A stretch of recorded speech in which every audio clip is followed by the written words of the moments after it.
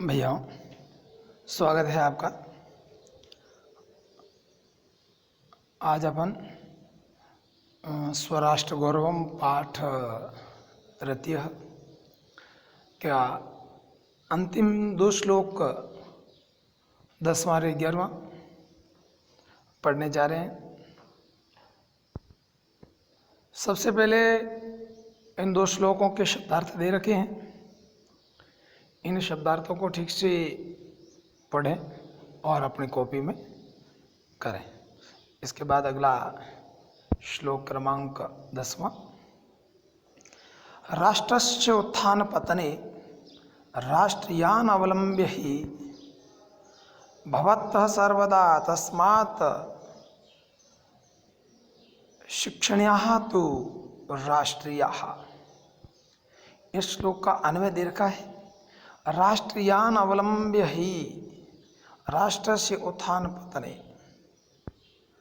भवतः तस्मात् राष्ट्रीय तो सर्वदा शिक्षणीय। यहाँ ये कह रहा है कि राष्ट्र में रहने वाले लोगों को राष्ट्रीयता को स्वीकार करने से ही राष्ट्र का उत्थान और पतन, राष्ट्र से राष्ट्र का उत्थान पतन, उत्थान उन्नति, पतन गिरावट होती है।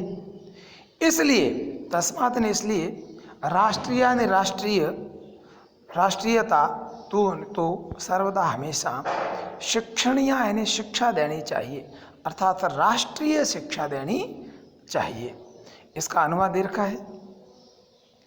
राष्ट्र निवासियों का सहारा लेकर यानी राष्ट्र में रहने वाले लोगों को स्वीकार करके ही राष्ट्र की उन्नति या अवनति होती है। यानी राष्ट्र में रहने वाले लोग हैं, उनकी भावनाओं पर निर्भर करता है। यदि राष्ट्रीयता की भावना है तो राष्ट्र की उन्नति होगी, यदि राष्ट्रीयता का अभाव है तो राष्ट्र की अवनति होगी।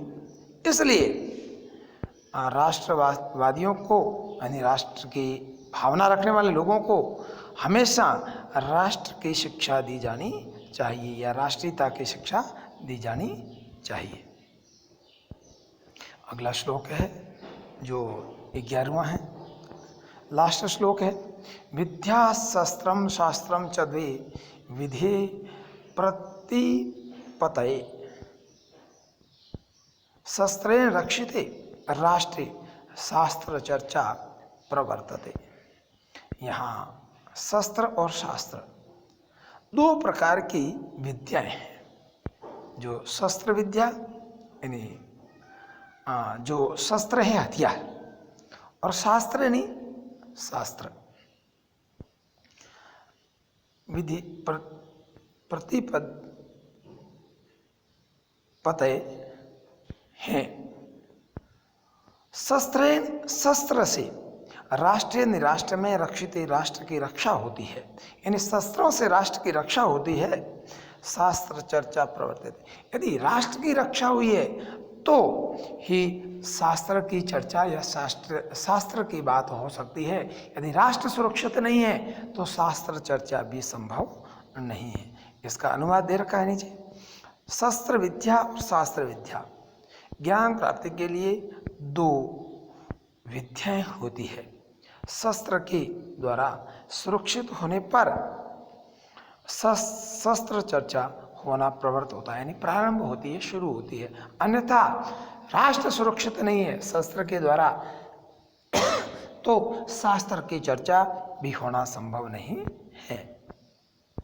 आगे श्लोक के प्रश्न है व्याकरणात्मक प्रश्न में अधोलिखित पदेषु संधि विच्छेद कृत्वा संधि नामोल्लेख करणीय, यानी संधि का विच्छेद करनी है और संधि का नाम भी लिखना है।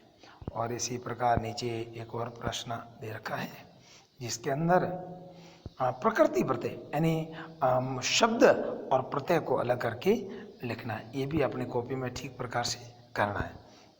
इसके बाद में कुछ प्रश्न और है। अधोलिखितानां समस्त पदानां समास विग्रह कृत्वा लिखत, यानी समस्त पद है हिमाद्री और विच्छेद पद है हिमस्य अद्रि।